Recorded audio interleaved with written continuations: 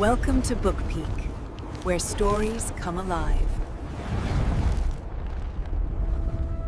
Let's be real. We're not just talking about a book release here. We are talking about a full-on cultural shockwave. When Onyx Storm dropped, it wasn't just another book in a series. It was an event, a phenomenon that shattered records and basically took over the internet. So what is the magic formula here? How did this happen? Well, let's break it all down. I want to start with just one number that tells a huge part of the story: 155,141. Now, that is not the total sales. That's how many print copies were sold in the UK in its very first week. I mean, in this digital age, that's the kind of number that makes the whole publishing world stop what they're doing and pay attention. But here's the thing, that incredible, monumental success came at a really staggering personal cost. The author, Rebecca Yarros, has been completely open about the pressure, saying that the pace she had to work at almost killed her. And that is the central paradox of Onyx Storm, isn't it? A story that has brought so much joy to millions of people was created out of this immense personal struggle. So how in the world do we even start to unpack a phenomenon like this? Well, here's the plan. We're going to start with those absolutely jaw-dropping sales numbers. Then we'll dive right into the world of dragons and Romantasy that has everyone so hooked. We'll take a look at why the critics are so split, how fans are basically living this story, not just reading it. And then finally, we are all going to put on our detective hats and try to solve the cliffhanger that has the entire internet talking. Okay, first up, the numbers. Because really, to get the Onyx Storm phenomenon, you have to appreciate the sheer scale of its success. And honestly, calling it a success might be the understatement of the year. Just look at this chart. It tells you everything you need to know. This isn't just growth, it's a straight-up explosion. Fourth Wing started out strong, a little over 4,000 copies. Iron Flame was a certified smash hit. But Onyx Storm, that is a rocket launch. We're going from 4,000 to over 155,000 copies in just 3 books. That's an insane increase. It's practically unheard of. And get this, these sales figures aren't just big, they are historic. We're talking about the biggest sales week for any book since Prince Harry's memoir, the biggest fiction debut in almost a decade since Harper Lee. And in its own home turf, sci-fi and fantasy, it is the fastest-selling title ever since they started keeping records. This isn't just a bestseller, it's a history maker. So what is the secret sauce, right? What is at the heart of the story that has absolutely captivated millions of people? Well, the answer seems to be this really powerful mix of dragons, war, and a booming subgenre called Romantasy. Now, if you're new to Romantasy, it's pretty much exactly what it sounds like. Think epic fantasy worlds, high-stakes battles, all that good stuff, but with a romance that is absolutely front and center. And yeah, often with a pretty healthy dose of steam. It's kind of like Lord of the Rings had a baby with Pride and Prejudice, and in a world that is so hungry for an escape, this blend of huge adventure and really intense personal connection is just taking over. So at the very heart of this story, you've got Violet Sorrengail. She's this reluctant but incredibly powerful dragon rider who is bonded to not one, but 2 amazing dragons. Her destiny is all tangled up with this super enigmatic and, let's face it, dangerous Xaden Royerson. And the big bad standing in their way? The Venin, these terrifying dark magic users who literally drain the life from the earth itself to get their power.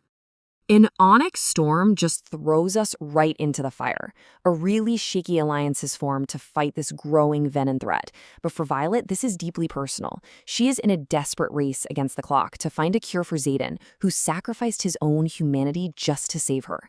And this quest sends them on this incredibly dangerous mission that all leads up to a battle that just changes everything. But you know what? Not everyone is on board the dragon, so to speak. Despite its massive, massive popularity, the book has created this really fascinating split among critics, and it sparked this whole debate about what even makes a story good anymore. So on one side, you've got places like BookTrib who are calling it a thrilling and emotional fantasy ride, but then on the other side, you have critics from places like The Times who are dismissing the romance as straight-up embarrassing. It really is the age-old battle, right? What the people love versus what the critics respect. But here's the thing. In the end, those professional reviews almost don't matter, because for the millions and millions of fans, this isn't just a book you pick up and read. No, it's a world you go and inhabit. It's a story you live. And the way this community engages with this world is a gigantic part of the phenomenon. And this is where it gets really, really interesting. For a huge part of the audience, this story isn't happening on a page, it's happening right in their ears. The full cast graphic audiobook basically turns the usually solitary act of reading into the shared, totally cinematic experience. And fans say this completely changes the game. Just listen to what Lemonade user Alicia Morgan says. The sound effects and tone really deepen the experience, bringing all those magical and intense moments to life. And another user backs this up, saying it makes the story's tension palpable. I mean, you can feel it.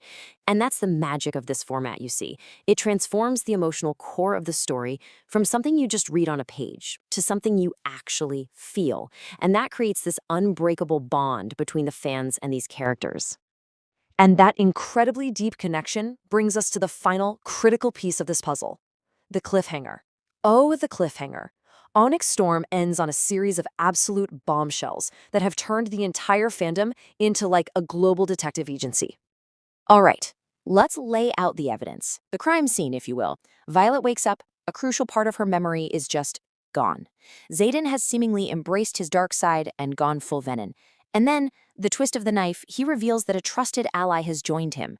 So the single biggest question that is tearing up the internet right now is, who is the traitor? Now, the fandom has pretty much narrowed it down to two prime suspects. Is it Garrick? We know he was missing, and he desperately needed power. Makes sense. Or is it Bodhi, who definitely had a motive, right? Feeling betrayed and passed over by Xaden? But wait, the mystery does not stop there. Oh no. Violet finds a marriage certificate. She and Xaden got married in secret right before the battle, and then she willingly had her own memory of it erased. I mean, what? It's a move that makes absolutely no sense on the surface, and it has sent fan theories into a complete frenzy. So, what's the general consensus among fans? Well, it's that this is all part of some desperate, crazy, high-stakes plan. The marriage could be some kind of magical failsafe, or maybe a brilliant political power play.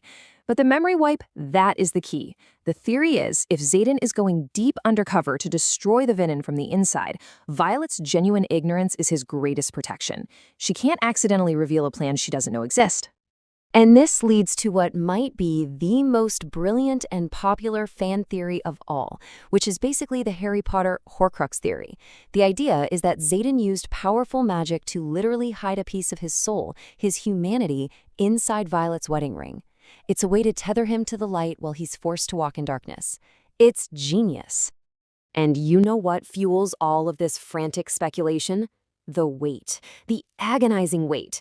I mean, the first 3 books came out in this incredible whirlwind, but now the author is taking a very well-deserved break. With book 4 not expected until 2027 at the earliest, fans have literally years to sit and piece together all the clues. So, what does this all tell us? I think in a world where we are drowning in endless content, Onyx Storm proves that the right story, told in the right way, can still create a massive global moment. It's just this perfect storm of an addictive plot, immersive technology, and a community so passionate, they're not just consuming a story, they're the ones keeping it alive.